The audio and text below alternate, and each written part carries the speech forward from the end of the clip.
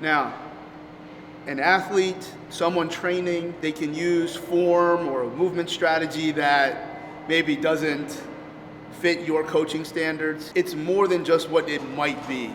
And likely it's not what you want it to be.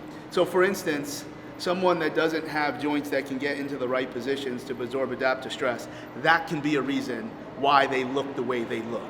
That's one possible thing. But we should already know that going into an exercise. And if you don't, you just backdraft and say, hey, maybe this person doesn't have the mobility and stability to do this thing. That's number one.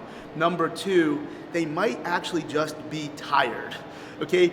If you're not using intelligent work to rest ratios or power outputs or whatever acute variable you have to manipulate, somebody can begin to get tired.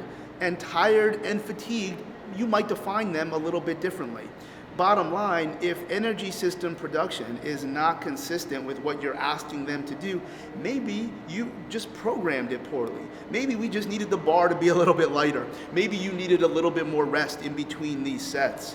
But they all look the same. Oh, and by the way, they might also look lazy. If someone doesn't like body language in pro sport, we see this all the time. I don't like so-and-so's body language. Maybe his ankle doesn't move as well as it should, and because of other factors, you think he's lazy. He or she could be actually dealing with a real injury, and that also looks the same.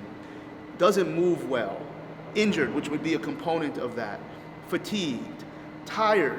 Maybe how you showed up to that game, how you showed up to that training session. Maybe that's a good way to determine the difference between tired, where you did not have this level of recovery. I typically always say under-recovered, not necessarily overtrained, because it might not have been from poor decisions in the training piece. It might have been that they didn't, let's say, sleep well, or your training session was in these lunatic 5 and 6 a.m. time periods where you're starting underwater to begin with.